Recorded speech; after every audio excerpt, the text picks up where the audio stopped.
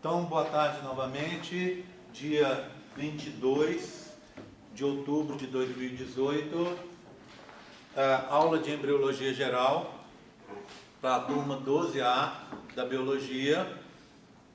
Nós vamos falar hoje sobre notocorda e formação do sistema nervoso a seguir, tá bom? Bem, então, deixa eu abrir aqui para a gente poder ver.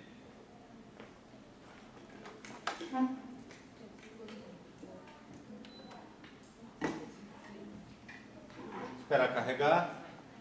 Então, o que eu contei para vocês na última aula, na aula anterior, eu estava contando para vocês essa estruturação que a gente tem nesse momento, tá? E contei para vocês sobre a história das diferentes regiões que vão ser formadas a partir da migração das células do ectoderma, tá? Ok? Bem, então a estrutura é essa que a gente acabou de ver. O que eu quero mostrar para vocês, então, é que células que vão migrar, então, pela frente da linha primitiva, tá? Pela frente do nó primitivo, essas células vão formar essa notocorda, que tem essas duas funções, né? Ela serve como suporte e, ao mesmo tempo, ela tem função indutora, tá? Bem, essa notocorda, ela não vai começar como notocorda, ela começa como um tubo. O que seria a notocorda de verdade? A notocorda de verdade não é um tubo, é um bastão. Então ela seria como se fosse o seu lápis da notocorda, e não como se fosse sua caneta. Então ela é um bastão que tem mais rigidez do que um tubo. Mas ela não começa sendo formada como um tubo, ela começa sendo formada como bastão. Para diferenciar uma da outra, a gente diz o seguinte: notocorda na forma de tubo, a gente chama de processo notocordal. Notocorda na forma de bastão, notocorda mesmo. Ok? Tudo bem? Tá? Bem, então as células vão migrar e vão vir para frente. Deixa eu mostrar para vocês então. Eu tenho aqui, ó, saúde. Eu tenho uma estrutura aqui, tenho no meu modelo, né? Queria que vocês olhassem aqui deixa eu ver se é essa, só um segundinho. Essa mesmo, tá? Então aqui, ó. Vê bem. Aqui está um corte do embrião, tá? Aqui seria então o saco vitelino secundário. Aqui seria o alantoide, né? Aqui seria em branco o ectoderma, tá? Aqui o sistema nervoso em formação, o cinza. E olha, descendo aqui a nível do nó primitivo, né? Descendo aqui, vindo para baixo, esse tubo. Esse tubo que está aqui é o processo notocordal, certo? Ele vai vir, vai parar aqui, ó. O que é isso aqui que está segurando ele aqui na frente? É a placa pré-cordal, tá vendo? Exatamente nessa região aqui, a placa pré-cordal. Bem, eu tenho isso também em dois modelos lá da UFMG. Deixa eu mostrar para vocês.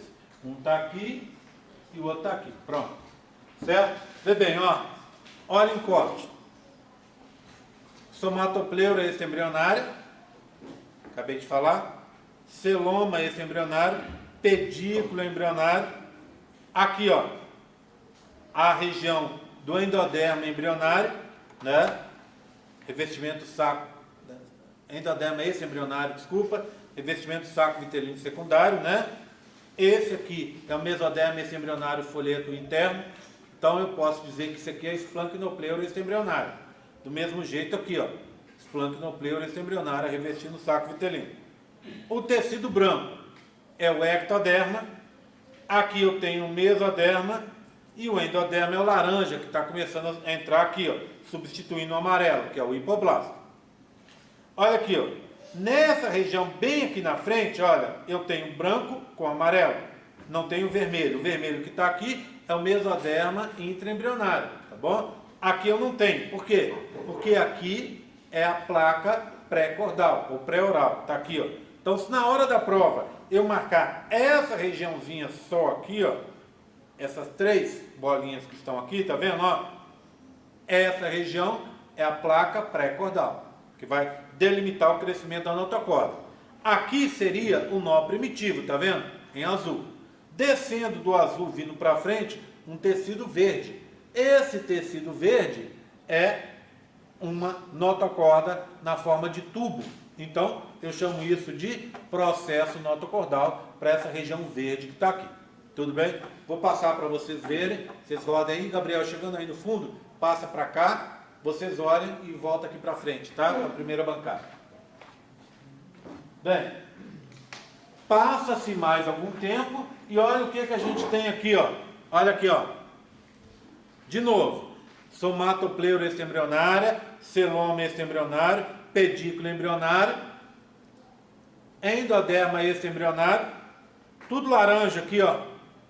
Esse é um endoderma embrionário. Cuidado, agora o saco vitelino secundário é revestido pelos dois endodermas, o extraembrionário em amarelo e o intraembrionário em laranja, tá? Então presta atenção nisso, tá bom? Bem, acima, o epitélio amniótico revestindo a cavidade amniótica. Nesse modelo que está aí na mão de vocês, vai passar aí, não tem azul no epitélio amniótico, não está mostrado na cavidade amniótica, o que é um erro, é uma falha do modelo, porque ela já está formada há muito tempo, a gente viu lá, né?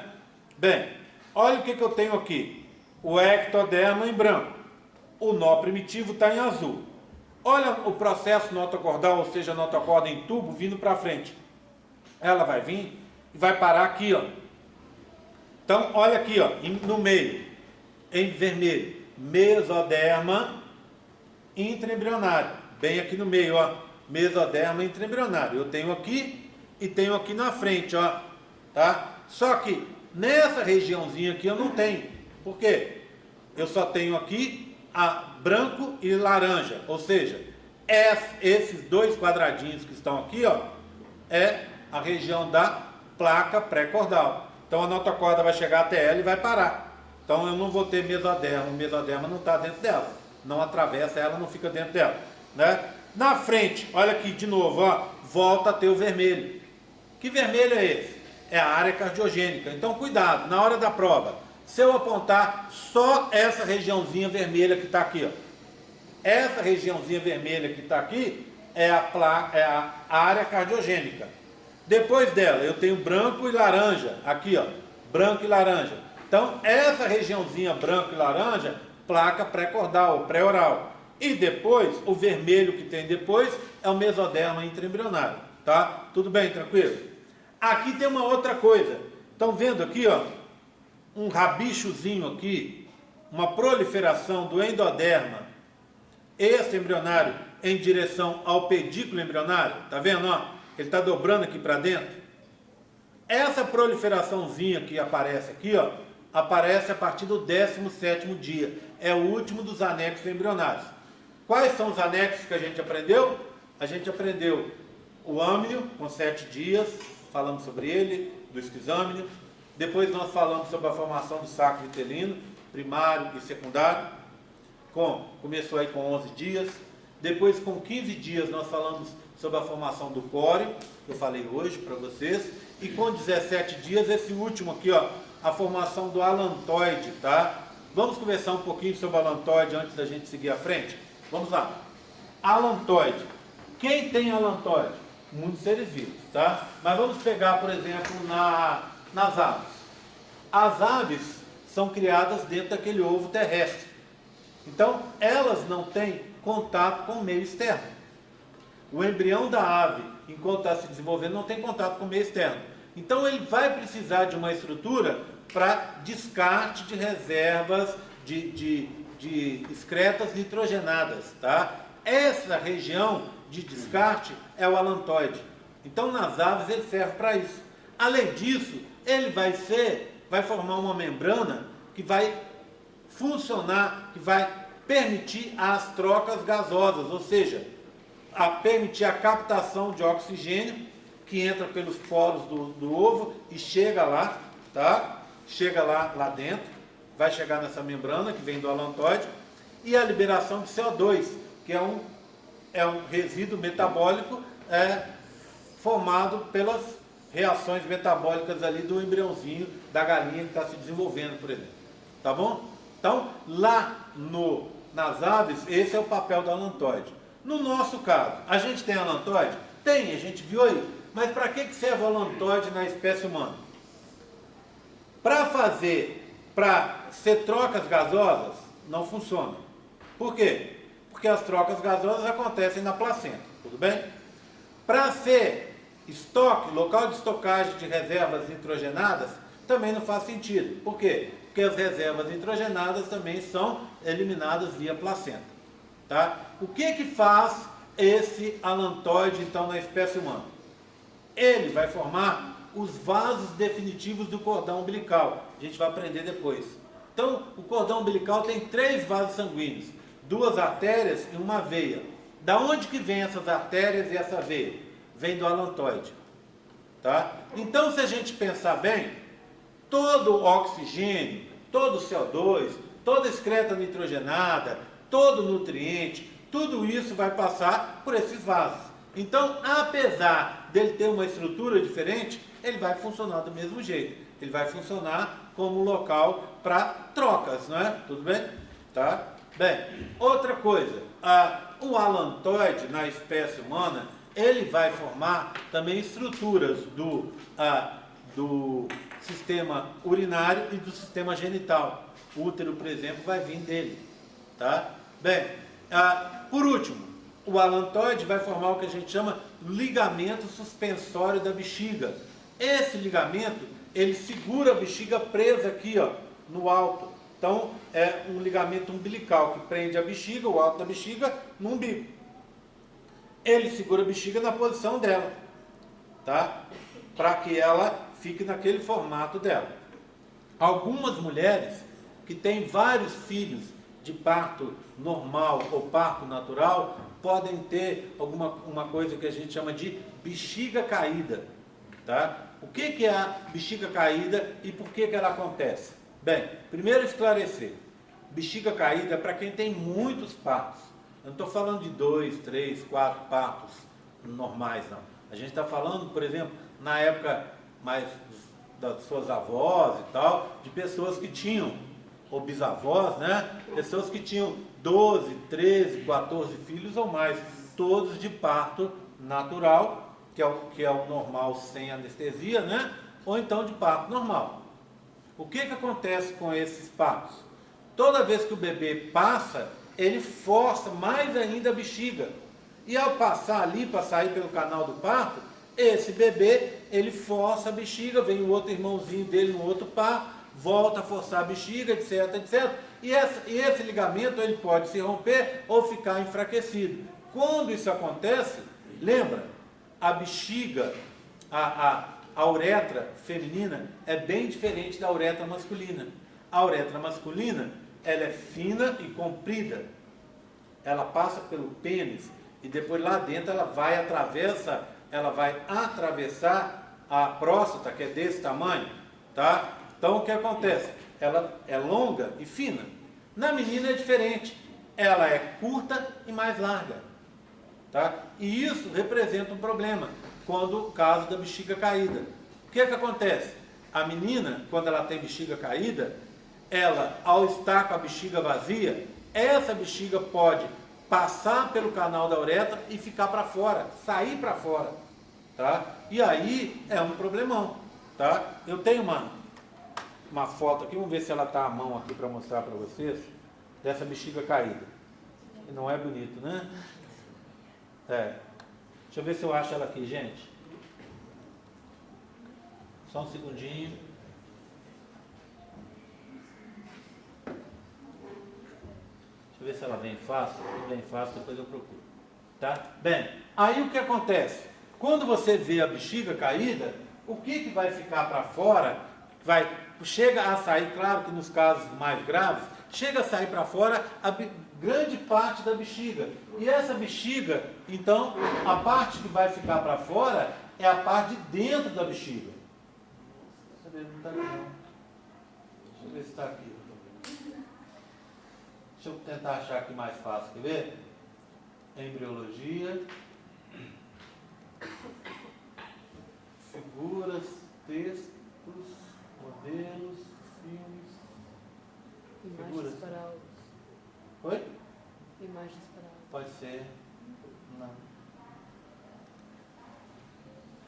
tentar a bexiga aqui, quer ver?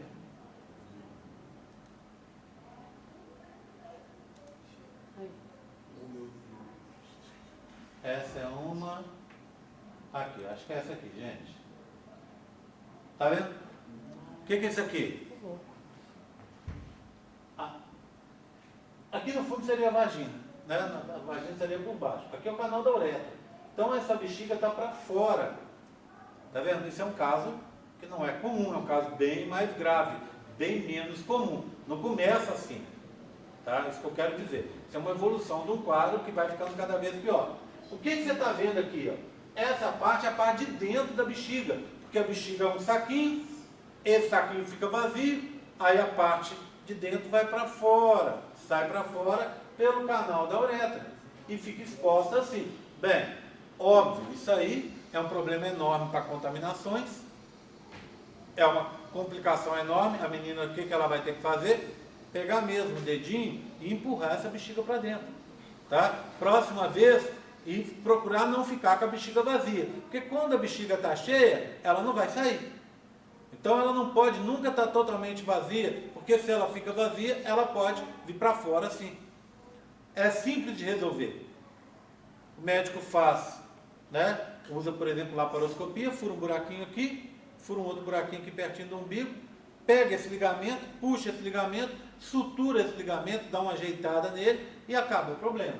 Mas, tá vendo? É uma coisa complicada, tá? Então, esse ligamento que suspende, suspensório da bexiga, que lá no embrião a gente chama de úraco, tá? Úraco depois vai virar o ligamento suspensório da bexiga. Ele que é o ligamento que é afetado por esses episódios de bexiga caída, tá? Ok? Tudo bem? Deixa eu ver se eu salvo aqui, ó.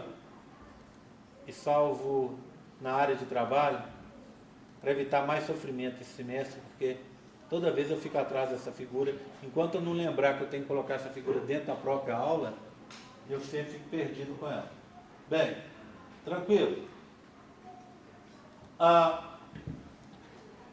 Então, para isso que vai servir o alantoide, tá? Ele vai participar de muitas coisas na formação ao longo aí do processo de formação do corpo humano, tá? Ele vai contribuir, então, para a formação de algumas estruturas importantes. Tudo bem, tranquilo? Bem, vou seguir mais um pouco, então. Esse aqui é um pedacinho daquele modelo que eu mostrei para vocês. Lembra, ó? Essa regiãozinha é o primeiro, tá vendo? A notocorda só está, o processo notocordal só começando a crescer. Aqui em vermelho, mesoderma intraembrionário, em branco, o ectoderma. Aqui, ó, bem na pontinha, onde não tem vermelho, é a placa pré-cordal pré-oral, tá? E o azul é o nó primitivo. A cavidade que está aqui passando é a fosseta primitiva. Tudo bem, tranquilo? Bem, agora eu quero dar uma explorada nesse processo. Então aqui, ó, na forma de tubo é o processo notocordal, que vai dar essa sustentação. Ele desce de lá e vem para frente, igual vocês olharam no modelo, ó, e vai chegar até parar lá na placa pré-cordal. Mas como ele se forma, como o processo notocordal vai virar notocorda, tá? É isso que a gente precisa ver agora. Então agora eu tenho para mostrar, lembra do modelo? Esse modelo em que tem um processo notocordal, que a gente viu no corte, né? Mas na aula passada, aqui é a diferenciação dos mesodermas, que a gente já conversou, e é esse que me interessa. Bem, então agora eu vou estrear aqueles modelinhos novos aqui. Eu estou achando que tem alguma coisa fora de ordem, mas se tiver a gente ajeita depois, tá? Vamos acompanhar aqui comigo, ó. Eu tenho dois cortes. Então imagina, esse corte aqui, ó, é um corte assim, ó, tá?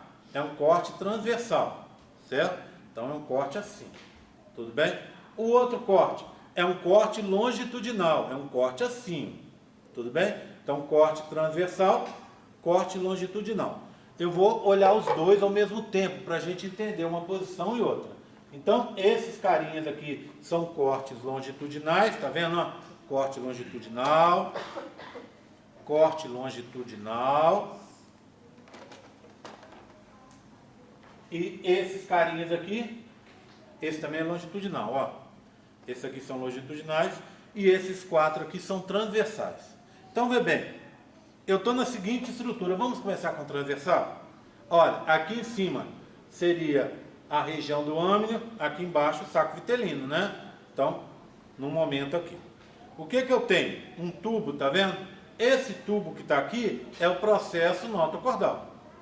Concorda comigo? Está no meio do quê? Da região do mesoderma. Tudo bem? Tranquilo? Tá? Agora, olha o que aconteceu. A parte de baixo dele vai ser perdida.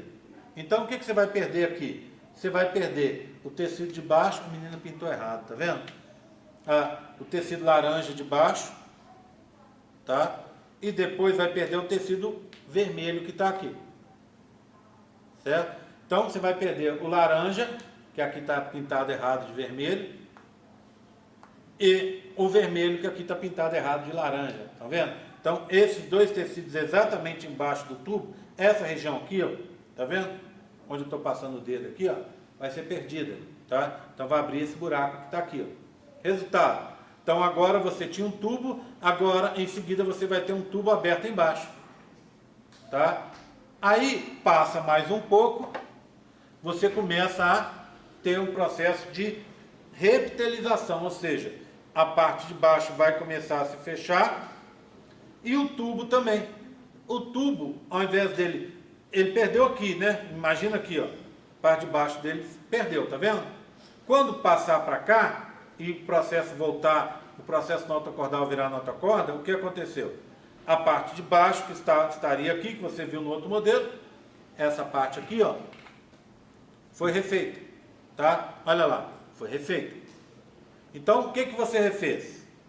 Você refez o endoderma embrionário, que é o tecido de baixo, e abaixo da notocorda, você refez o mesoderma, porque a notocorda passa no meio do mesoderma. Então, você refez.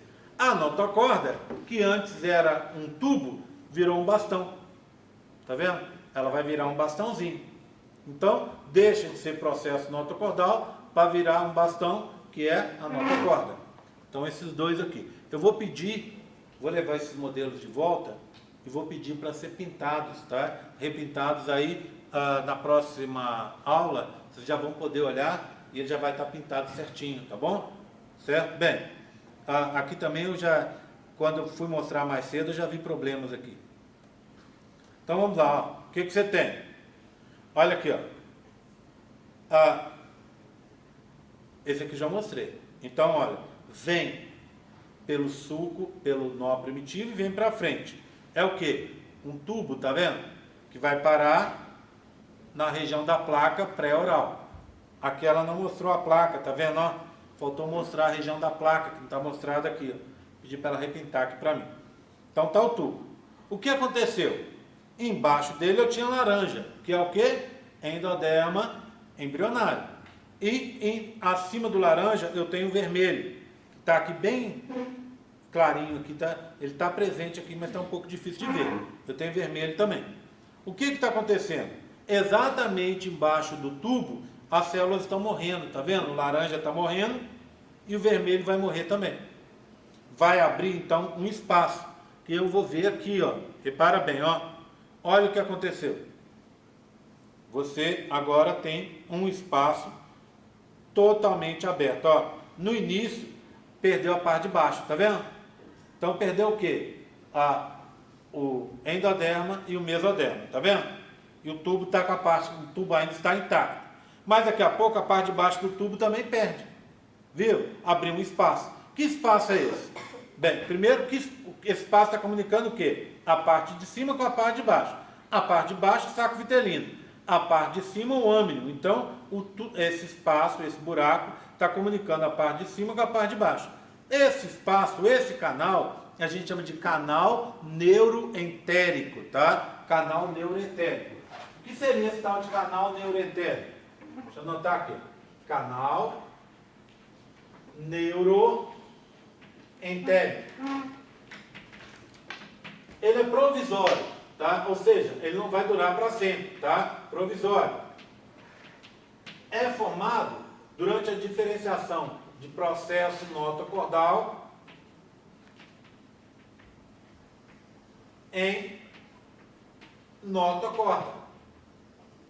E ele vai permitir a comunicação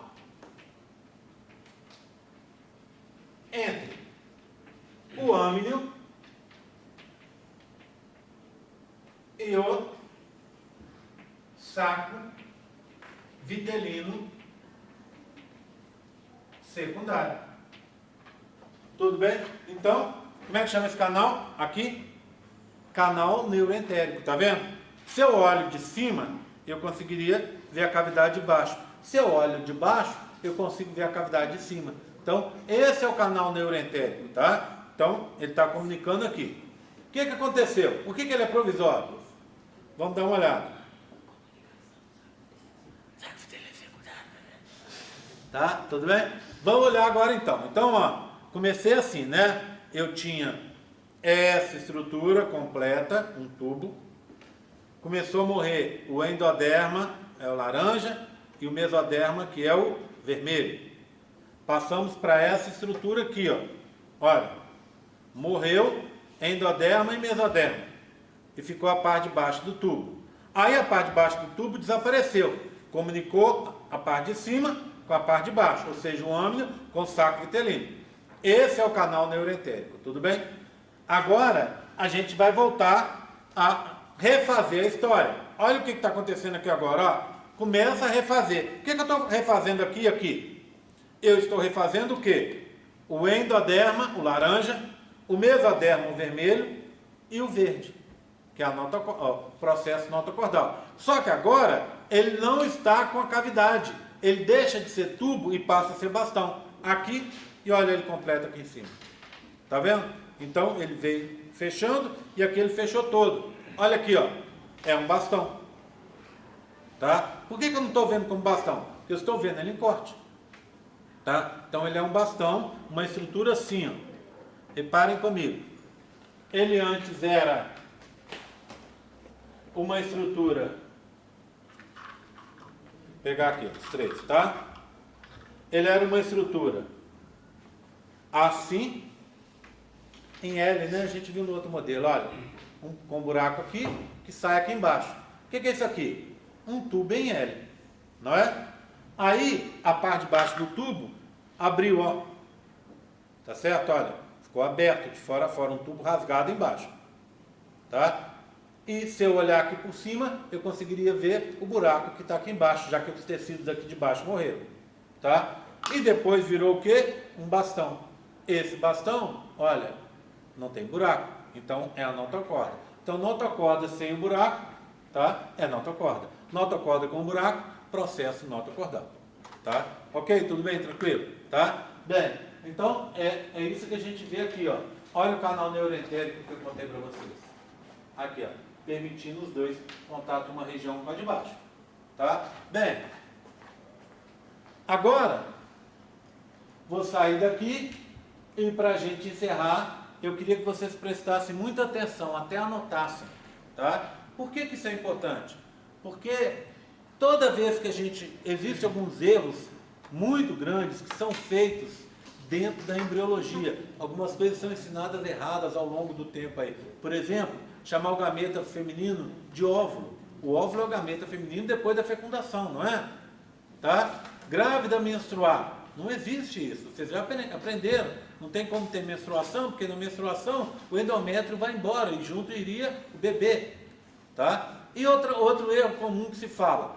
Muita gente diz por aí, muita gente boa diz por aí, lá no colégio, e muitos de vocês, né, vão dar aula no colégio, em colégios por aí, de forma definitiva, ou até de forma provisória, né? Eu mesmo dei aula durante vários anos em colégio, tá? Onde eu recebia, graças a Deus, muito bem, né? Então, assim, e às vezes a gente vai disseminar uma informação que é errada, está errada. Uma delas é essa, que a notocorda forma a coluna vertebral. Mentira! A coluna vertebral vai ser formada por uma parte dos somitos que a gente chama esclerótomo. Então, os esclerótomos, dentro dos somitos, forma a coluna vertebral. A notocorda não forma a coluna vertebral, apesar dela formar uma estrutura que está bem próxima da coluna. Então lembra da coluna? Como é que é a coluna vertebral? Você tem um osso, tá? Uma vértebra, uma outra vértebra aqui, ó. No meio delas, no meio aqui, tá vendo? Olha lá, ó, passa a medula espinhal. Então a medula espinhal passa entre esses ossos, que ficam um em cima do outro, né? Protegendo essa coluna. Tá? Alguma dúvida, Isabela? Dúvidas? Atrapalhando. Um pouco a mim e muito mais a você. Tem que prestar atenção. Tá? Por favor. Bem, então olha aqui, ó. Protege essa coluna. Tá? Esse sistema nervoso central que está passando aqui. Tá? Problema é o seguinte. Uma máxima na biologia, uma máxima na anatomia, é que o osso solto não pode ficar em contato com o osso solto. Por quê? Porque um osso bateria no outro e acaba dando problema. Dói, racha, né? Então, não dá para ficar. Todos os ossos que eu tenho em contato um com o outro, ou eles estão fixos, né? Ali naquela posição, ou você vai ter o quê? Uma articulação, ou um líquido sinovial, alguma coisa para proteger, para não deixar um osso bater diretamente no outro. Aqui seria um problema, porque esse osso iria bater no outro, ainda mais na coluna, tá? Toda vez que você dá um pulo, o que acontece? Essa coluna sente, tá? Um bate no outro. Já viram aquela história, é verdade, que quando você se mede de manhã, você tem uma altura, e quando você se mede à noite é outra altura? Por quê? Porque a gente dá meio uma envergada ao longo do dia, por causa dessa coluna que vai tendo essa pressão da gravidade, de tudo ali. Então, para impedir esse negócio, no meio das duas vértebras, eu tenho um disco que a gente chama de disco intervertebral, que ele lembra muito um babalu. Lembra do chiclete do babalu? Como é que é o babalu? É um chiclete e dentro dele tem um líquidozinho. Esse disco tem inclusive a forma de um babalu, meio arredondadinho assim, ó. Do lado de fora, onde seria o chiclete, é uma parte que a gente chama núcleo nodoso. Então aqui, ó, a parte de fora aqui, envolvendo, tá vendo um buraco, uma coisa assim, azul aqui, ó? Na verdade, esse lilás cobriria por cima, tá? Ele vai cobrir totalmente em cima, como se fosse o babalu. E lá dentro você tem uma polpa, que a gente chama de núcleo pulposo. O núcleo nodoso vem também de uma parte dos somitos, porque ele é uma cartilagem. Tá? Tudo bem? Então o núcleo nodoso é uma cartilagem, um saquinho, para proteger um líquido que está ali dentro. Na verdade não é bem líquido, tá? Ele parece um pouquinho com... Ele é um pouco mais durinho que uma gelatina, tá? Ele parece um pouco com aquele... Sabe aquela geleia de mocotó? Tá? Que é o quê? É um pouco mais firminho que uma gelatina. Mas ainda assim, tem essa possibilidade, né, de você amassar. Você pegar uma geleia de mocotó com o dedo, você amassa ela assim. Tá? Mas concorda comigo que a consistência dela é mais rígida do que uma gelatina? Gelatina, se você apertar, você ia até arrebentar ela. Tá? Então, essa estrutura que está lá dentro, na polpa desse saquinho, desse babalu, é o que a gente chama núcleo pulposo. Guarda, está lá dentro, na polpa. Então, núcleo pulposo. O núcleo pulposo da notocorda, vem da notocorda. E é a única coisa que eu tenho da notocorda no meu corpo. Tá? Então, ó, olha aqui. Núcleo pulposo. Parte de dentro desse disco intervertebral. Tá? E a parte de fora, o núcleo nodoso, é uma cartilagem. Tá? Então, seria a parte de fora, o chiclete do babalu. E a parte de dentro, o núcleo pulposo, a geleia, aquele cremezinho que tem dentro do babalu, que vem da notocorda. Então, notocorda no adulto só forma isso. Tá? Só forma isso. Em nós só forma isso. Ó, a vértebra vem do somito. O núcleo nodoso do somito. O núcleo pulposo da notocorda. É esse disco intervertebral que dá na gente aquela história da hérnia de disco. O que acontece com a hérnia de disco? É quando você arrebenta esse disco intervertebral. É como se você sentasse em cima do babalu, pisasse no babalu. Então o que acontece? Você tem, imagina, você vai pegar um peso. O que você deve fazer quando você pega um peso? Você tem que colocar a força nas pernas, no quadríceps aqui, né, no posterior da coxa, para você levantar. Se você pega assim, ó, e levanta assim, você está pondo força na região, principalmente na região lombar. Mas você aí pode romper um disco intervertebral desse.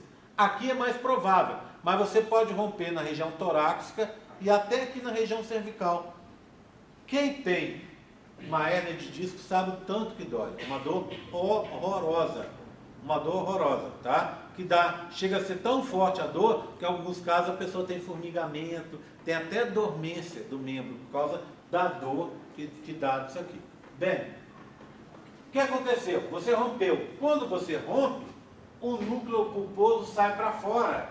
E lembra o que você tem saindo aqui, ó, e chegando? Uma série de raízes nervosas, de gânglios nervosos que estão aqui, ó, que vão levar a informação do sistema nervoso periférico para o sistema nervoso central, para a medula espinhal, e trazer informações motoras de lá para fora.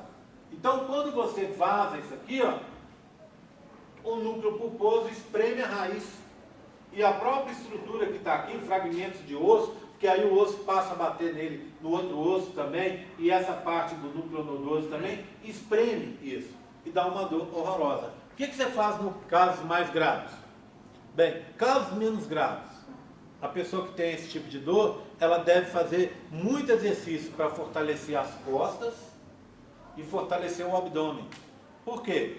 Porque aí os músculos ajudam a segurar a sua coluna naquela posição, te mantém mais firme, tá? Quem tem casos mais graves, isso aí já nem adianta mais. Então o que os médicos fazem? Faz o seguinte, você pega, me presta aqui duas, tá? Você tem no meio, você tem a região do disco intervertebral, uma vértebra, outra vértebra aqui, tá? Assim. Deu problema, o que o médico vai fazer? Ele vai fazer um furo aqui e colocar um parafuso. Vai vir na de cima, fazer um furo e colocar um parafuso também. Entre eles ele põe um espaçador, como se fosse, falando mais simplificadamente, como se fosse uma mola, separando um do outro, tá vendo? De forma que vai evitar, já que você perdeu isso aqui, ou isso aqui ficou murcho, né? Porque você arrebentou, então evitar que um bata no outro. Tá? Que esse osso de cima bata no de baixo e acabe dando problemas. Tá certo? Oi? Tem como retirar esse osso? Não, o que o médico vai fazer? Obrigado. Na hora que o médico operar, que ele abrir, ele vai sugar tudo que está aqui. O núcleo pulposo, pedacinhos de ossos, pedaços aqui do núcleo nodoso que tenha saído, que esteja causando problema. Ele vai tentar limpar o máximo possível. Tá? E aí põe o espaçador. Então ele fura aqui e espaça. Tá? Por que não seria só limpeza? Porque, imagina, agora um osso bate no outro. Então o problema vai acontecer de novo e cada vez pior. Daqui a pouco você vai rachar essa vértebra toda aqui. Então não pode deixar. Então você tem que fazer esse espaçamento. Casos mais graves de hérnia de disco, a pessoa fica até de cama, a pessoa não consegue nem andar mais. Eu tenho hérnias, tá? Por isso eu fortaleço bastante coluna, abdômen, para não ter problema. Mas quando está com problema, quando às vezes machuca no exercício, ou quando eu fico muito tempo sem fazer, é triste. Às vezes cai uma coisa no chão, eu evito de pegar. Se não for uma coisa muito valiosa, eu não pego não. Quando tem alguém, quando não tem ninguém perto, eu pego. Eu tiro o sapato, pego com o dedão, trago para cá e pego. Mas quando tem alguém, aí eu passo para outra alternativa, outro mecanismo. É ficar olhando para o chão com aquela cara de desespero, sabe? E fazer de conta que eu vou pegar, mas bem devagarinho, não vou pegar. Mas estou fazendo de conta que vou pegar, né? E começa a gemer. Ai, ai. Aí alguém que está do lado fica com dó e fala assim, o que pega? Fala, por favor. Aí a pessoa me dá, eu fico satisfeito. Quer dizer, por quê? Porque não dá para baixar. Não dá. É uma dor horrorosa. É uma dor constante, que incomoda demais. Então, e é uma coisa simples de você obter. Até para uma caixa pequena na sua casa, alguma coisa que você agachou para pegar, alguma bobagem assim. tá? Não precisa ser um peso extremo para você ter o problema. Então, tem que evitar. Quem não tem, toma cuidado, tá? E quem tem que tomar 10 vezes mais cuidado para não piorar. Tudo bem, tranquilo?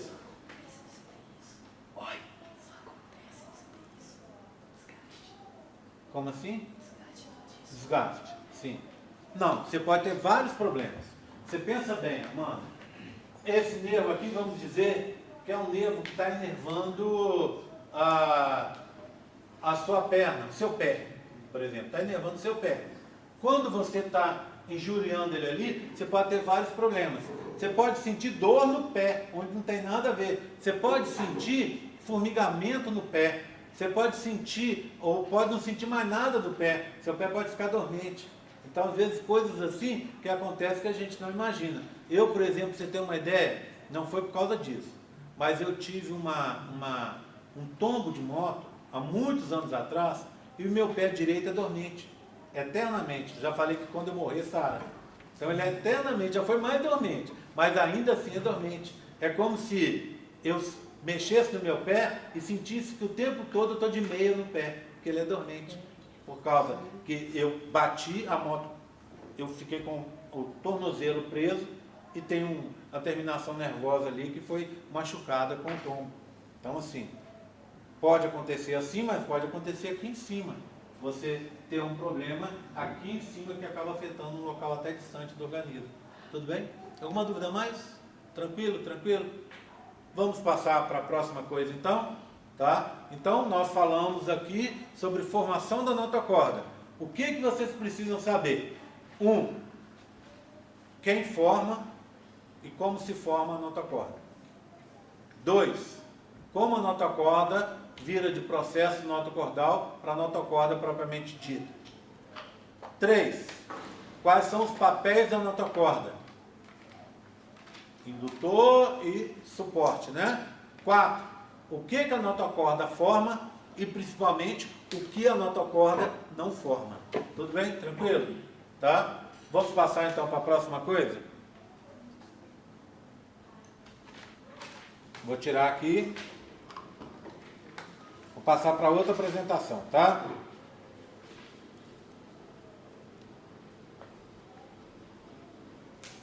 Acho que eu estou com a apresentação errada. Só um minuto, pessoal. Essa é aquela que a gente já viu.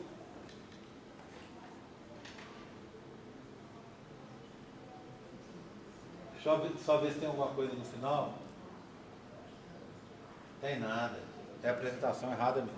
Deixa eu apagar aqui, tá? E pegar outra.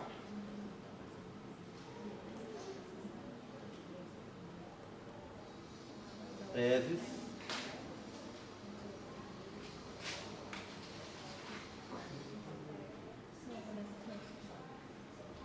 Não, eu acho que era aquela mesmo que eu estava no começo, só que tem mais coisa depois, quer ver?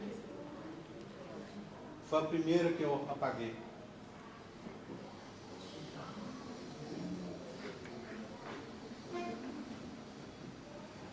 Tá vendo?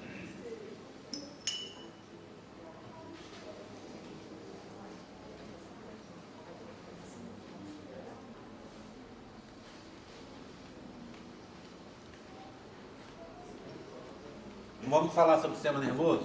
Bem, o sistema nervoso é o primeiro dos sistemas a se formar. Ele começa a se formar aí ao longo da segunda semana de desenvolvimento.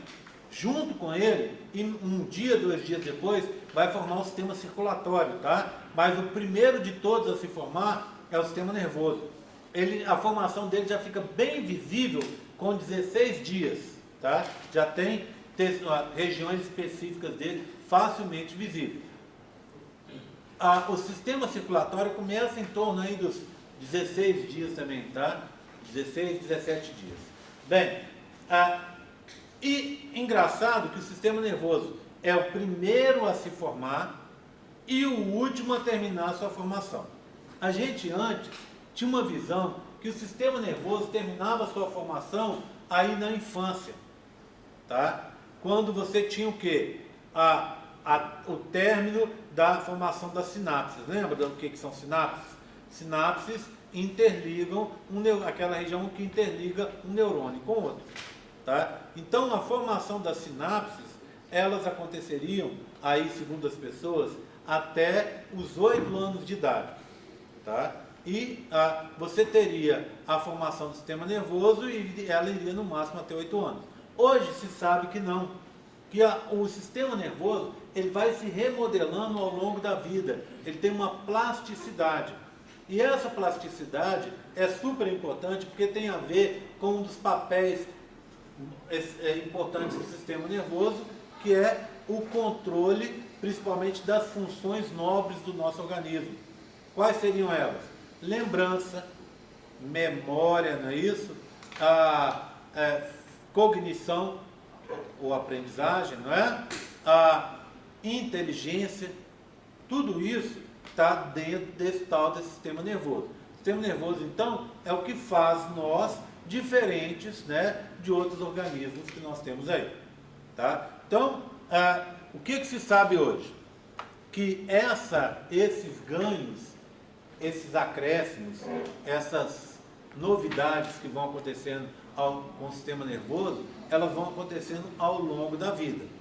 É claro que elas vão ter uma maioria, né, de ocorrências no início da vida. Mas, ao longo de toda a nossa vida, a gente pode ter melhorias desse sistema nervoso. Vê bem, vou pegar uma parte dele que tem a ver com que é a aprendizagem, que ocorre no córtex, tá? Na parte de fora do cérebro. A aprendizagem, ela é um processo que você pode levar para a vida inteira. Claro, existem fases que são mais fáceis de você aprender. Por exemplo, quando você está aprendendo a falar, fica mais fácil para você aprender uma língua.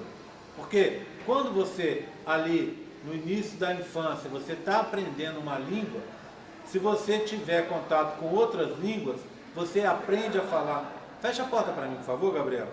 O pessoal resolveu bater papo aí na porta, um dá chute no outro, olha lá, que graça, hein? Então, o que acontece? Você está aprendendo uma língua. Essa parte, a aprendizagem da linguagem, essa aprendizagem, naquele período, ela fica mais facilitada. Então, se você tem uma família que fala português, você vai aprender português. Se você tem uma família que fala inglês, você vai aprender inglês. Se dentro da sua casa você tem gente que fala português e inglês, você vai aprender as duas línguas sem sotaque. Vai aprender a falar inglês e português como se fosse um nativo daqui ou um nativo dos Estados Unidos ou da Inglaterra. Né? Então você aprende com mais facilidade. E assim você pode multiplicar por várias línguas.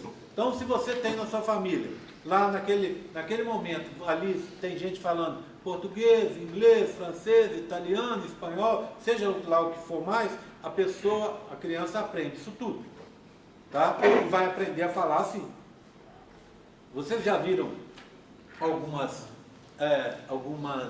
escolas aí de inglês, de francês, em que a pessoa aprende, eles tentam imitar isso, ensinando a pessoa a aprender a língua como se estivesse aprendendo a falar?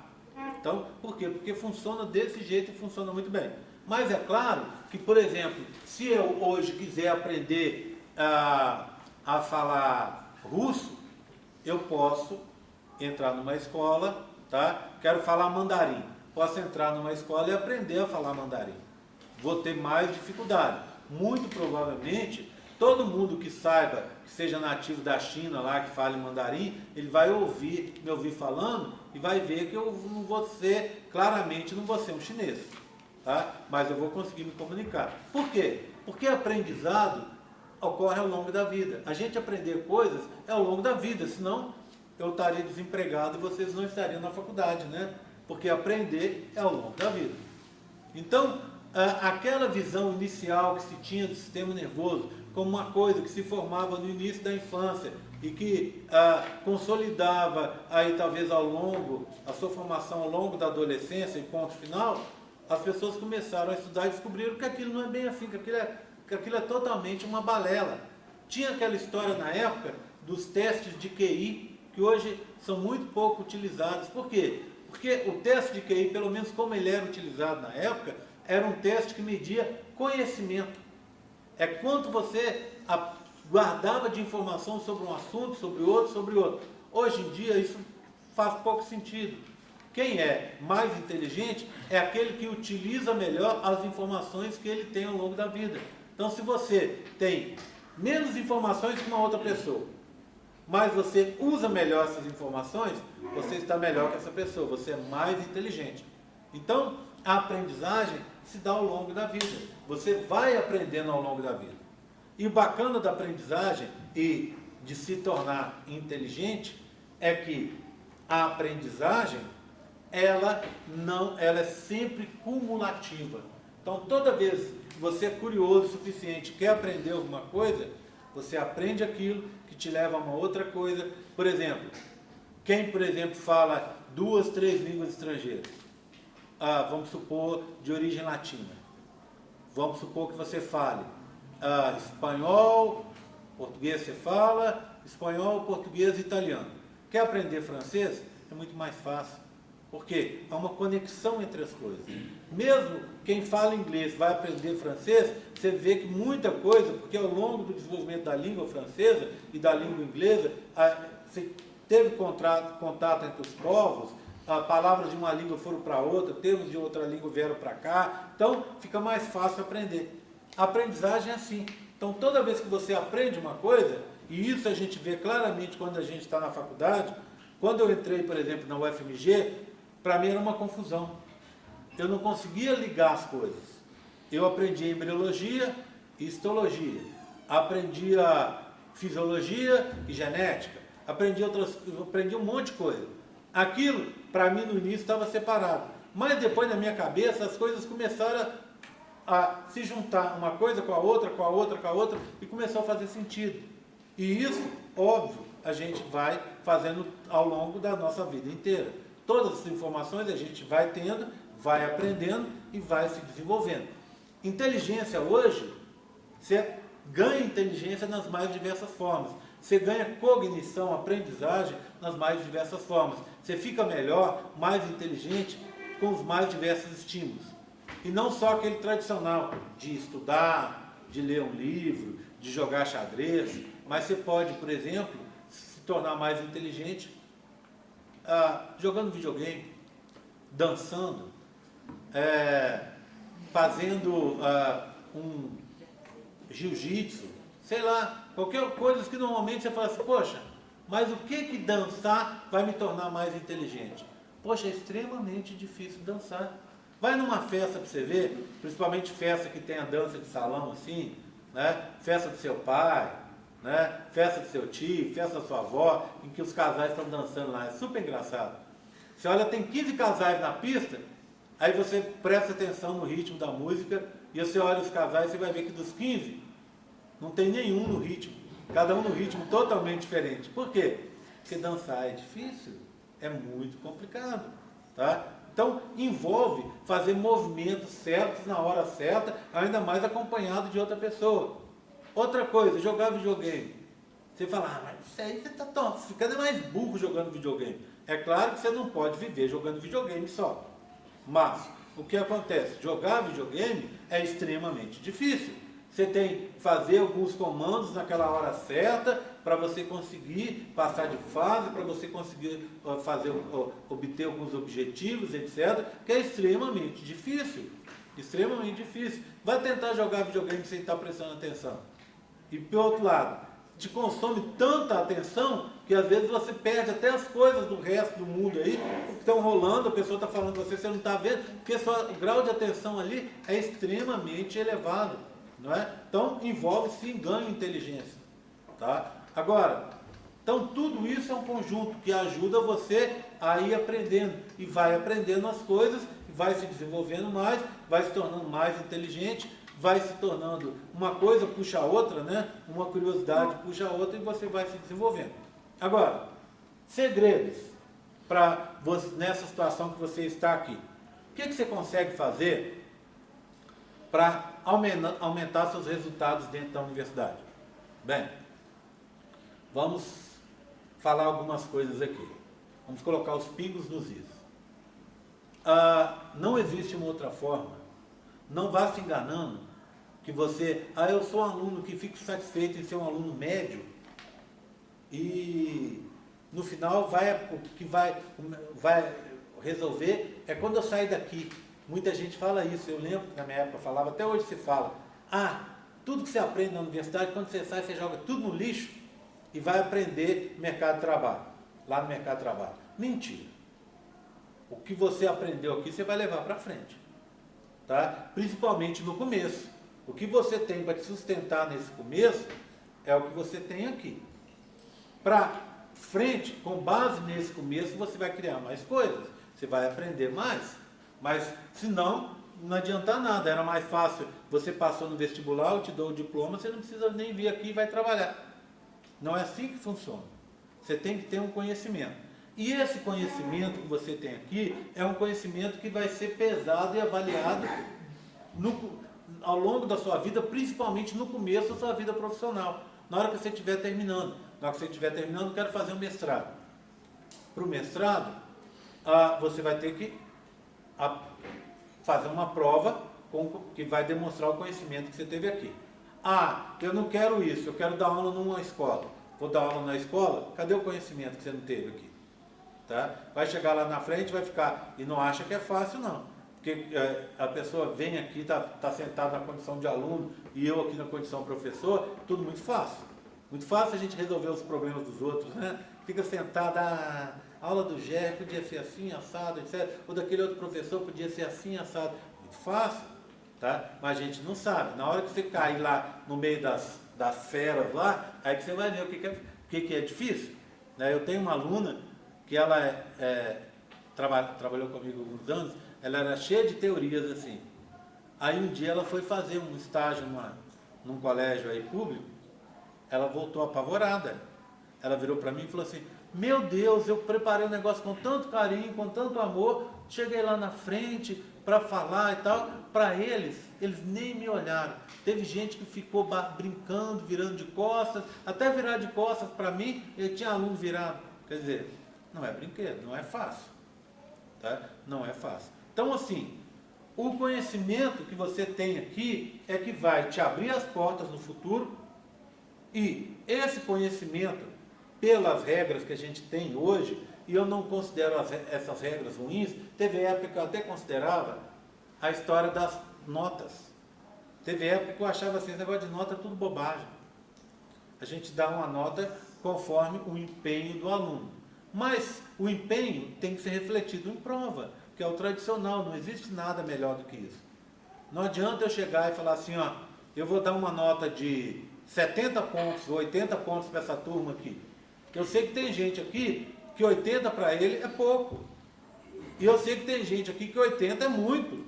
Então, assim, cada um na sua. Você tem que comprovar lá na hora de fazer o exame, que é o tradicional e que resolve. Não há outra forma de fazer isso.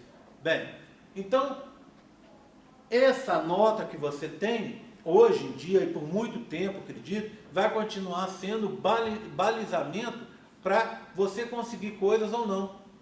Então, por exemplo, eu tenho uma vaga para trabalhar comigo, tenho uma bolsa, tenho um candidato, uma vaga de mestrado. Quem vai conseguir? É o cara que tiver notas melhores.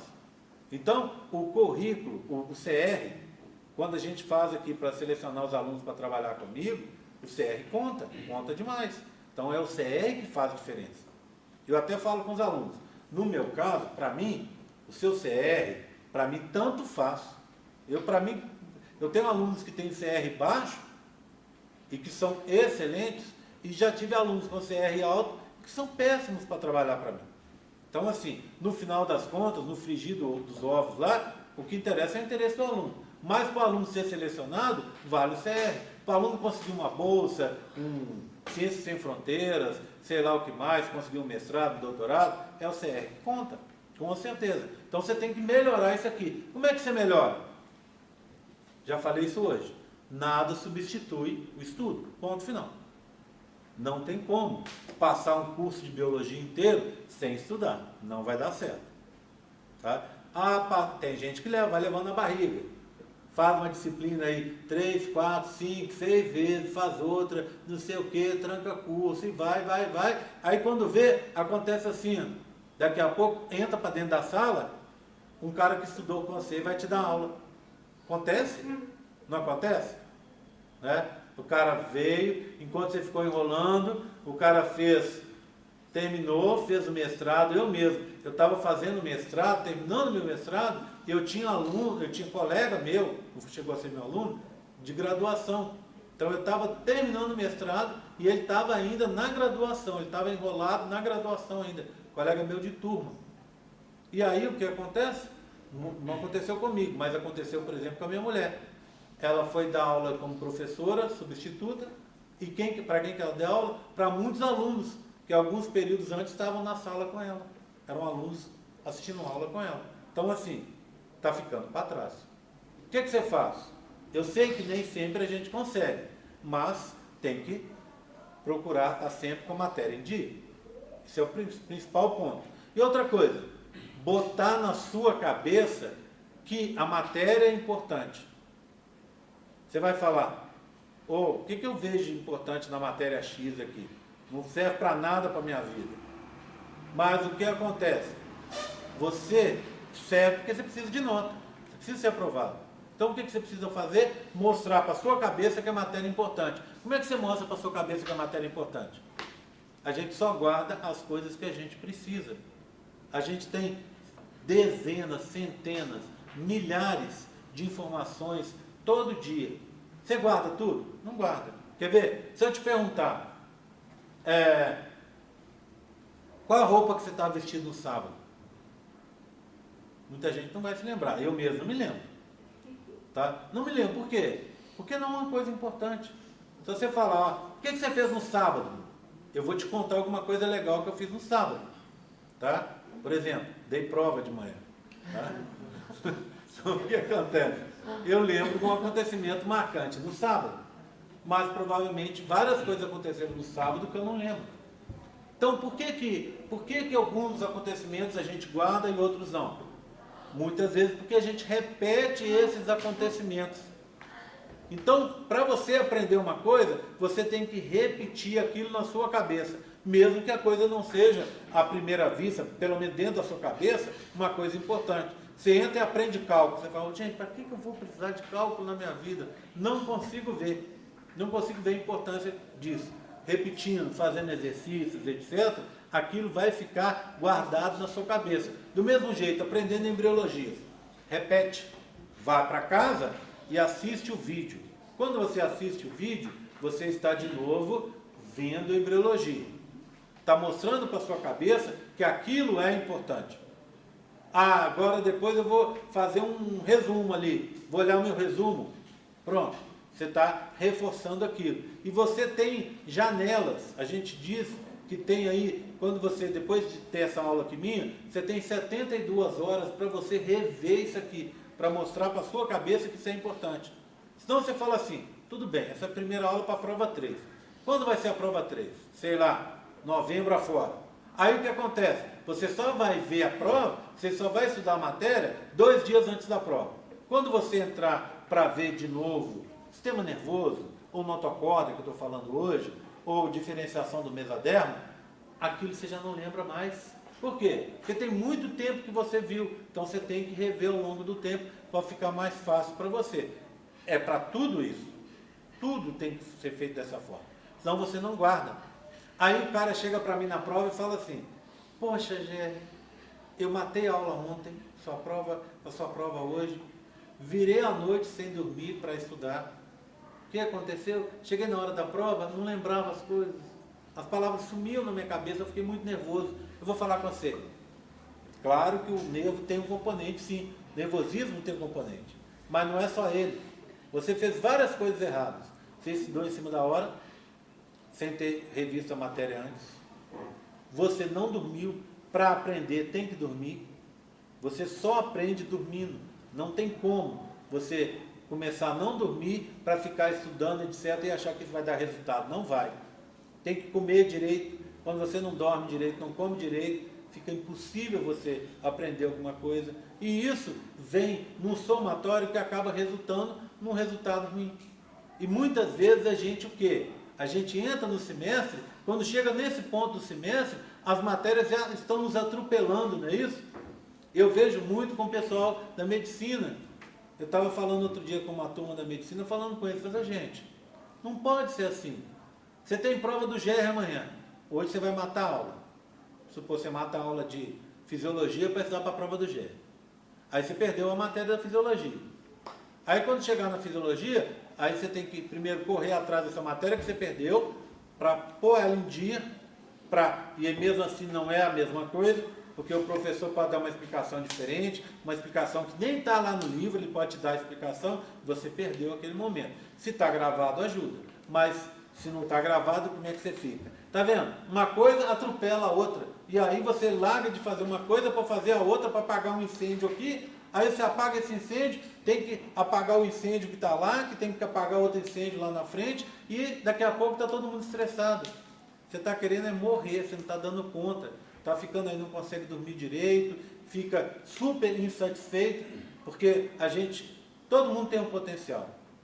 E o pior das coisas que eu acho que eu vejo, que me entristece, é a pessoa ter o potencial e não conseguir realizar aquele potencial. Tem gente aqui que tem um grande potencial, tem condição de ser um aluno brilhante, tem condição, e ser um aluno brilhante vai ter várias oportunidades ao longo da vida. Pô, melhor coisa do mundo, ó, você tá com seu carrinho novo, cheirosinho, né? Ir lá comprar um carro cheirosinho, novinho que você quer, e comprar um apartamento, uma casa que você quer, poder viajar 2, 3 vezes ao ano para ir, estou falando assim, dentro da nossa realidade de professor, tá vendo? Né? Um carrinho, uma casinha, uma viagem, 2 viagens por ano, tá? A gente, infelizmente, não vai conseguir muito mais do que isso, não. Pelo menos a maioria de nós.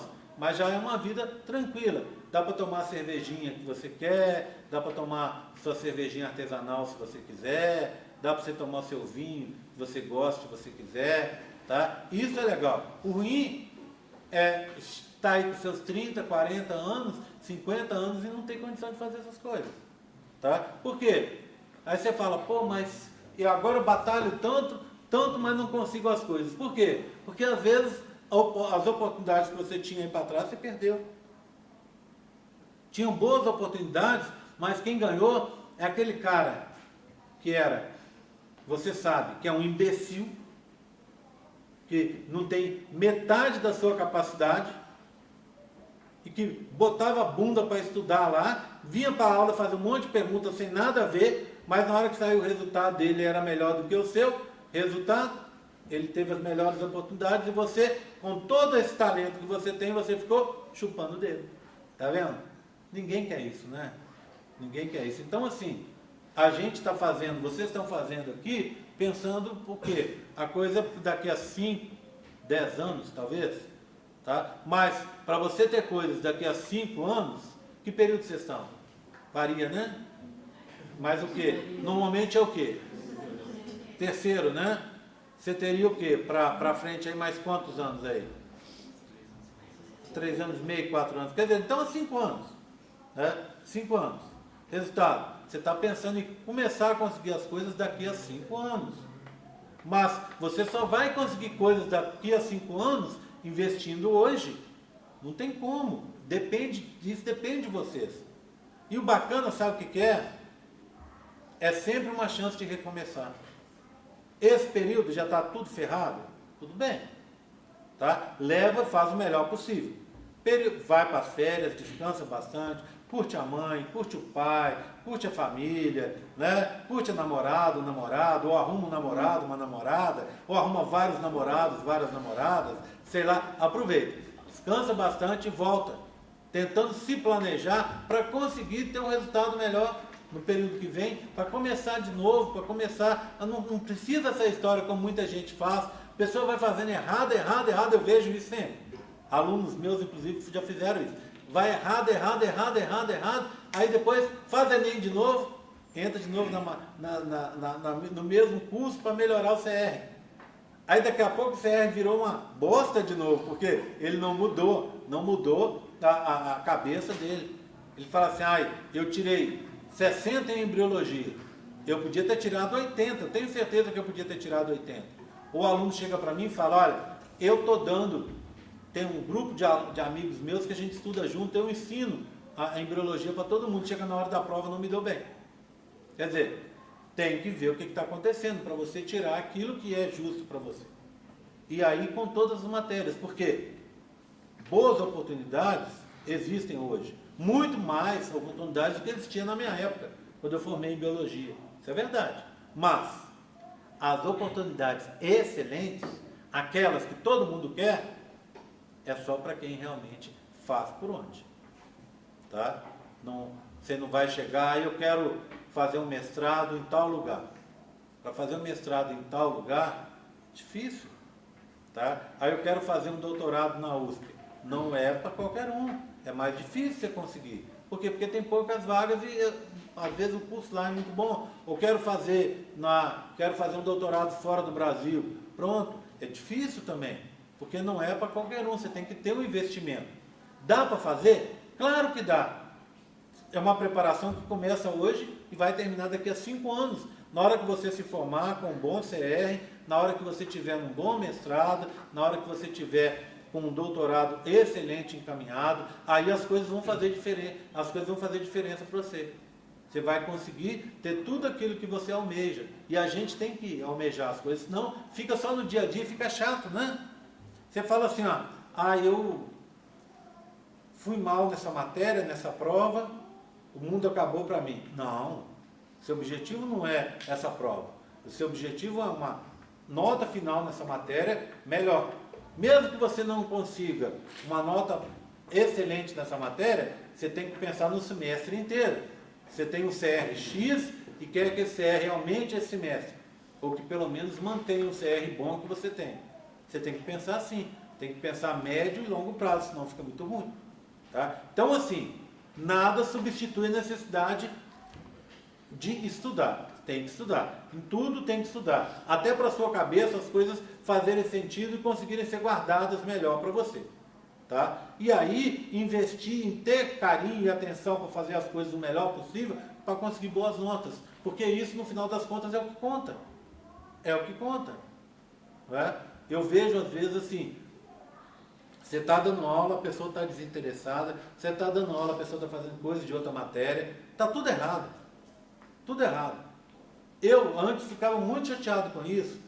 Quem me conhece há mais tempo já viu, eu tendo às vezes brigas com aluno por causa desse tipo de coisa. Hoje eu não faço mais, não faço. Eu vejo assim e falo assim, só tenho dó.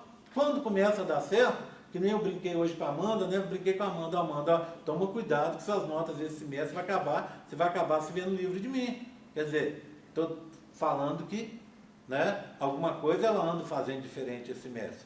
Então vai dar certo. Eu já vejo, por exemplo, né? Não está sentada mais lá no fundão, não está sentada batendo papo, como já aconteceu o semestre passado, por exemplo, né? Finalmente ela resolveu que precisa passar em embriologia. Tá? Então, assim, todo mundo tem que ter esse tipo de coisa, tem que ter esse tipo de atitude. Esquecer o passado, vir para frente, aprender e tocar para frente, pensando sempre assim, ó, o que eu quero para mim daqui a 5 anos? O que eu quero daqui a 10 anos? Tá? Daqui a 10 anos eu vou estar onde, fazendo o quê? É isso que eu quero e é isso que eu vou conseguir. Daí para mais, não é verdade? Tá? Então esse aprendizado vem ao longo da vida inteira e depende da nossa cabecinha. Vamos ver como é que ela se desenvolve? Então você tem 2 sistemas. O sistema nervoso central, que está aqui, que é essa região que a gente chama de encéfalo, tá? E o sistema nervoso periférico, que são nervos e terminações nervosas espalhados por todo o corpo. Então, o sistema nervoso central, que é o encéfalo e a medula espinhal. Tá? Isso é central. O resto é periférico. Bem, cheirando a pipoca. Aqui na frente está cheirando bem forte pipoca, não é pipoca? Acho que é pipoca. Bem, quando eu falo de encéfalo, algumas pessoas falam assim, ó, cérebro. Cérebro e encéfalo são coisas diferentes. O que é o encéfalo? É essa parte aqui que é o cérebro, mas tem outras coisas. Então é cérebro, cerebelo, ponte e bulbo. Tá? Então isso é um encéfalo. Cérebro, cerebelo, ponte e bulbo. Mas se eu for olhar, eu vejo inclusive outras partes. E isso a gente vai ver como se forma. Tá? O diencéfalo está aqui, ó. Nesse diencéfalo você tem a região do hipotálamo, lembra disso? Tá? E da hipófise, está aqui, ó. O mesencéfalo que está aqui, ó. Tá? Ponte, bulbo, que tem a ver com equilíbrio, com manutenção do nosso sistema circulatório, tá? Cerebelo também, com aprendizagem de movimentos complexos. Tudo isso a gente vai aprender um pouquinho, tá? Bem, então eu quero começar, eu vou até tirar daqui, que eu lembrei que eu preciso mostrar uma apresentação aqui, ó. Deixa eu mostrar para cá. Só um segundinho, gente. PowerPoint. O que houve? Foi um choque? Não, mas eu assustei. Eu também. Bem, vamos lá. Neurulação e sistema nervoso. Deixa eu pegar um aqui. Vou pegar uma apresentação do PowerPoint, tá? Deixa eu ver se essa está aqui. Não, acho que não é essa não. Essa aqui parece coisa muito antiga. Deixa eu ver se ela estiver aqui, já serve pra gente. Estou vendo um cantinho ali, tá? Então vamos. Bem, vou começar assim. Essa apresentação é a mesma que está lá, tá? Então assim, com algumas alterações, é a mesma apresentação que está lá. Lembra disso? Formação da notocorda, né, que a gente falou agora. Seguindo para frente, aqui eu tenho o quê? Imagina, a primeira coisa que vai acontecer é uma diferenciação a nível do ectoderma. O ectoderma agora, devido à presença da notocorda, ele vai estar dividido em dois. A notocorda libera compostos indutores e faz com que em cima dela se forme aquele tecido cinza que vocês viram no outro modelo. Aquele tecido cinza é o neuroectoderma, ou ectoderma neural. Ele vai dar origem no futuro ao sistema nervoso, tudo bem? Então, quando surgir aquele tecido cinza, o tecido branco vai ganhar outro nome. Então, até agora, a gente está chamando isso aqui, essa parte branca, simplesmente de ectoderma, não é? Mas, já tem um cinza aqui, ó. Esse cinza é um neuroectoderma, tá? O ectoderma neural. Ele vai dar origem ao sistema nervoso. E quando surge o neuroectoderma, esse que está aqui embaixo, o branco, vai passar a se chamar ectoderma de revestimento. Por quê? Porque no futuro ele vai dar origem à epiderme, a parte de fora da nossa pele. Então, tem cinza, esse é ectoderma de revestimento. E o cinza, neuroectoderme, tá bom? Bem, como é que acontece? Vamos ver as modificações que ele vai sofrer. Eu vou mostrar primeiro num modelinho que eu tenho lá no fundo, vou pegar lá, e depois a gente dá uma olhada na outra parte, tá? Só um segundinho.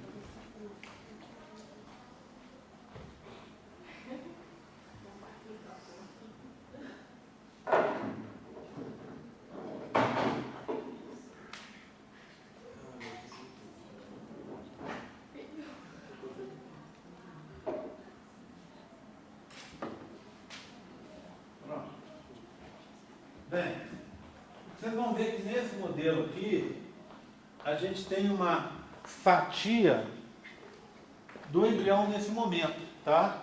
Então, o que você tem aqui? Só um segundo. Só colocar isso aqui na mesa, para a gente entender. Então, ó, a parte de cima.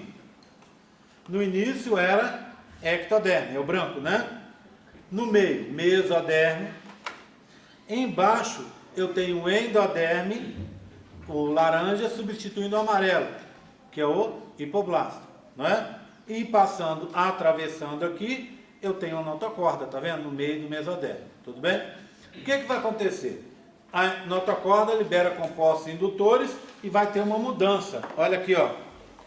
Vai se formar uma estrutura elevada, tá vendo? Ó, elevada. Essa estrutura elevada e cinza eu chamo de neuroectoderme na forma de placa neural. Por quê?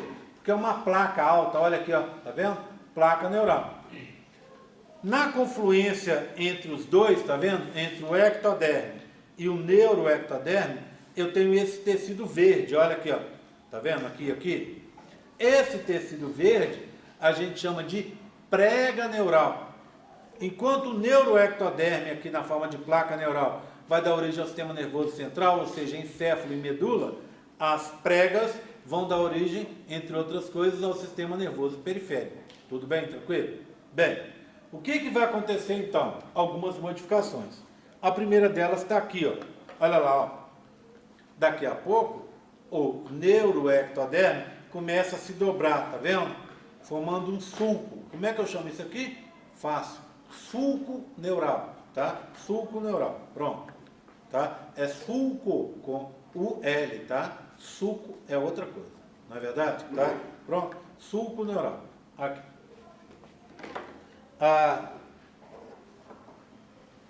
Ele vai ficando cada vez mais fundo, tá vendo? Repara, compara esse com esse aqui, ó. Compara esse com esse. Olha aqui, ó. Essas são as pregas neurais. À medida que foi descendo, olha lá, ele foi puxando, porque ele está preso aqui, né? Ele foi puxando a região do ectoderme de revestimento, o branquinho. E as pregas foram se aproximando. Passou mais um pouco. A gente tem essa estrutura aqui, ó. Olha aqui, ó. Deixa eu ver se eu não esqueci de nenhum. Esse aqui já foi, esse já foi, esse já foi, esse já foi. Tá. Agora, olha o que aconteceu. Foi dobrando até formar um tubo. Olha as pregas, uma aqui e outra aqui. Tá vendo? Elas ainda estão separadas. E começou a formar um tubo, o tal do tubo neural. Tá? Então começou como placa, virou sulco e depois virou tubo. O que vai acontecer agora? Repara, olha, as duas pregas estão separadas. Quando elas se juntarem aqui em cima, ó, olha, é um tubo com as pregas juntas aqui em cima, ó, formando como se fosse uma crista. Então, as duas pregas vêm e se juntam e formam uma crista. Como é que eu chamo essa estrutura aqui? Crista neural. É a união das duas pregas. Resultado, passa mais um tempo, olha o que vai acontecer. O tubo está lá. Mas as células da crista começam a migrar, vão invadir esse mesoderma e invadindo esse mesoderma vão formar várias coisas, entre elas o sistema nervoso periférico. Então, quando eu olho aqui, eu vejo basicamente a mesma coisa. Olha lá, ó. Olha, antes eu tinha as pregas, a prega aqui e a prega aqui, estão lá de verde, e isso aqui estava elevado, era uma placa. Ela começa a dobrar em direção à notocorda, ali em direção ao mesodermo, virando sulco. Aqui, ó, tá vendo? Tá? Dia 19, repara. Passa mais um pouco. Olha o que eu tenho aqui, ó. A mesma estrutura, né? Esse com dia 17. Eu vejo aqui o ectodermo de revestimento, o neuroectodermo aqui, tá? Passou. Dia 20, olha lá, ó. Olha, ela já dobrou mais e vai começar, a gente vai aprender na aula que vem, começa a aparecer os somitos. Passa mais um pouco. Olha como ela está dobrando aqui, tá vendo? Passou. Olha aqui, ó, no dia 20. Ela está mais dobrada e as pregas estão quase se juntando. Quando se juntar, está escrito errado aqui, vai formar as cristas, só quando se juntar. Então elas estão se aproximando cada vez mais. Passou mais um pouco. Olha lá, ó, se juntaram em cima e assim que se juntam, começam a migrar. Repara numa coisa, a formação do tubo é diferente do que a gente esperaria. Eu esperaria que o tubo começasse a se fechar na cabeça e depois fosse progredindo para a cauda. Mentira! Esse tubo começa a se formar, se fechar pela região mediana. E aí vai como um zíper, puxando em direção à cabeça e puxando em direção à cauda. Vai ficar duas aberturas, tá vendo? A abertura em biologia a gente chama de poro. É abertura do sistema nervoso. Nervoso é neuro. Então, neuróporo cefálico neuróculo caudal. Esses neuróculos vão se fechar com 25 e com 27 dias. Daqui a pouco eles se fecham totalmente. Se eles não fecharem, vai dar problema.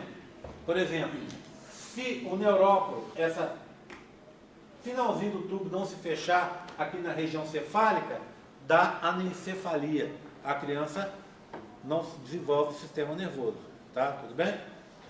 Se esse aqui, ó, não se fechar, dá o que a gente chama de espinha bífida, que é o quê? Aqui embaixo pode ter um buraquinho, ou só uma pelinha, bem aqui perto do bumbum. Essa fica exposto à medula espinhal, tá? Ela pode ficar exposta ou desprotegida, tá? Mas, se correr tudo bem, com 25 dias fecha aqui, com 27 dias vai fechar aqui embaixo e não vai ter nenhum problema. Vamos dar uma olhada então na animação, que era aquela que eu queria mostrar para vocês? Repara, vou começar assim. Eu tenho aqui, deixa eu ver se eu voltar a lavar. Ah lá, tá vendo? O que eu tenho aqui, ó? A placa se dobrando, tá vendo? Virando uma, com esse azul claro, no sulco. Esse azul escuro das duas beiradinhas aqui, ó, são as pregas que estão se juntando. Elas se juntam e formaram a crista. E quando elas se juntam, os mesodermas, os ectodermas de revestimento, que são o azul intermediário, se juntam num só. Embaixo, esse tecido cinza é o mesoderma. Então, as células da crista estão migrando e invadindo o mesoderma. Esse que está aqui embaixo é a notocorda. Então, vamos dar uma olhada de novo, quer ver? Vai gerar mais uma vez, ó. Olha lá. Placa neural, sulco neural. O tecido é neuroectoderma. Olha as pregas se aproximando. E junto, trazendo os ectodermas de revestimento. Juntou, virou crista. Olha os ectodermas de revestimento se juntando, ó, e fechando. Pronto. Então o tubo agora está lá dentro. As células do tubo estão lá. E as células da crista começam a migrar. Está vendo? Formando várias estruturas espalhadas dentro do mesoderma do embrião. Ok? Tudo bem? E quem é o responsável por essa brincadeira é a notocorda que está aqui. Esse processo a gente chama, é o processo de formação inicial do sistema nervoso, que a gente chama de neurulação, tá? Neurulação. Tudo bem? Tudo bem com ele? Tá? Bem, então vai passar um tempo, a gente vai ter, olha que coisa interessante essa figura. Lembra que eu contei para vocês que vai crescendo? Repara aqui, ó. 15, 17, 18 e 21. Olha, aqui não tem sistema nervoso ainda, tá vendo? Olha ele começando a aparecer com a notocorda por baixo. Tá vendo? Olha com 18, 17 com 18. Repara, olha o tamanho. Esse é de 15, ó. Vou marcar aqui o meu dedo. 15. Olha. Olha aqui, 15. 17. Viu o tanto que ele cresceu? Olha aqui, ó. Mais de 2 vezes, ou seja, em 3 dias ele dobrou de tamanho. Pega aqui agora, 1, 2, 3, 4 vezes maior. Ou seja, de 15 para 21 dias, 6 dias só, olha a diferença de tamanho. Então o sistema nervoso vai crescendo e o embrião vai se alongando. O que me interessa agora é mostrar para vocês aqui, ó. Cadê? Nada disso. Deixa eu pegar uma outra apresentação. Essa aqui já me serviu, né? Vou tirar aqui. Vou mostrar uma outra. Vou pegar uma aqui de trás. Pronto.